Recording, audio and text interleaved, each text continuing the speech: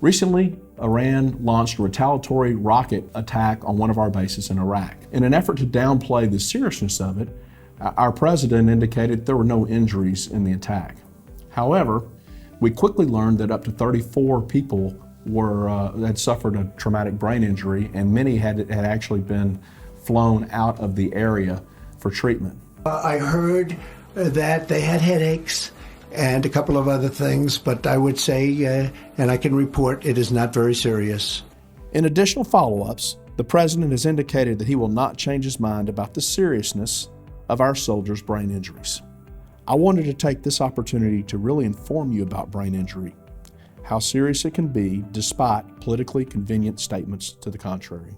Many of the studies I have read indicate that when trauma results in a change in mentation or in consciousness for up to 30 minutes, that while many of the injured persons will regain cognitive functioning without significant deficits after a recovery period, a significant minority, sometimes called the miserable minority, will have cognitive problems reaching many years into the future.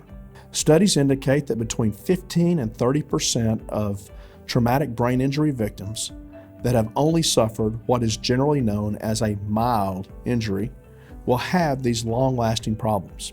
Dizziness, headaches, inability to multitask, changes in temperament, lack of focus, and drive can literally make the victim a totally different person.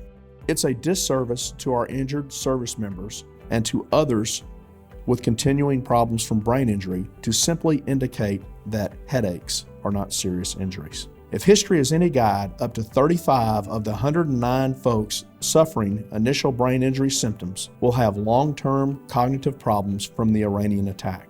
Please don't let uninformed, off-the-cuff, politically expedient opinions affect how you view those with long-term traumatic brain injury effects.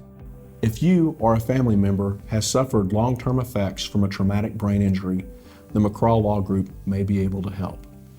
We have the experience and the know-how to help families through these very difficult situations.